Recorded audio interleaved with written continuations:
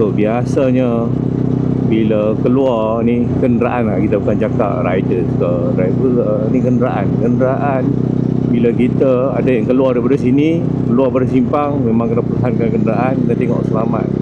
Dan ada kalanya yang datang daripada belakang ni, dia nak masuk ke sini, ke kiri sini, tapi dia bawa daripada awal tu 110, 120 km sejam, dia nak masuk simpang tu pun dengan hal laju macam tu, sampai menidakkan kereta yang nak keluar pada simpang tu. So jadi saya nak pesan lah sebagai POV, sebagai rider ni, sebab kadang ni pun kena, sama ada melalui kereta ke motor ke, memang ada masalah tu. Sebab kalau kita nak masuk simpang, kita nak keluar simpang, kita kena perlahankan kenderaan, kita pastikan keadaan selamat.